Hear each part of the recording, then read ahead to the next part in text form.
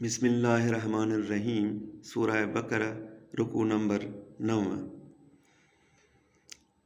ऐं जॾहिं बनी इसराइलनि खां अंजाम वरितोसीं त अल्लाह खां सवाइ ॿिए कंहिंजी इबादत न करियो ऐं माउ पीउ ऐं मिटनि ऐं छोरनि ॿारनि ऐं मिसकीननि सां चङाई करियो ऐं माण्हुनि सां मिठो ॻाल्हायो ऐं निमाज़ पढ़ो ऐं ज़कात ॾियो।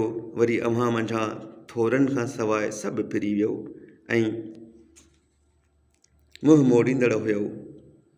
ऐं जॾहिं अव्हां खां अंजाम वरितोसीं त पंहिंजा खून न कंदो ऐं न की पंहिंजी क़ौम खे पंहिंजनि देसनि मां लॾाईंदो, पोइ बासियुव यानी मञियुव उन जा अव्हीं गवाह आहियो। तंहिंखां पोइ अव्हीं अहिड़ा थिया आहियो जो पंहिंजी क़ौम खे कुहो था ऐं पंहिंजी क़ौम मां हिक टोलीअ ते ईज़ाउ ऐं ॾाढ करण लाइ पाण में हिक ॿिए खे मदद ॾेई खेनि संदनि देसनि मां लॾायो था।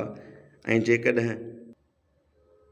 जेकॾहिं के बांदी थी अव्हां वटि ईंदा आहिनि त चटी भरे खेनि छॾाईंदा आहियो, हिन हूंदे जो उहो संदनि लोधण अव्हां ते हराम थियल आहे। पोइ छाकाणि के हुक्म किताब तौरेत जा मञींदा आहियो ऐं के न मञींदा आहियो, पोइ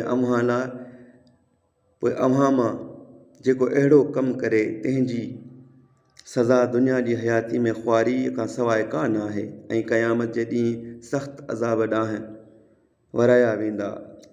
ऐं जेकी कंदा आहियो तंहिंखां अल्लाह बेख़बर न आहे।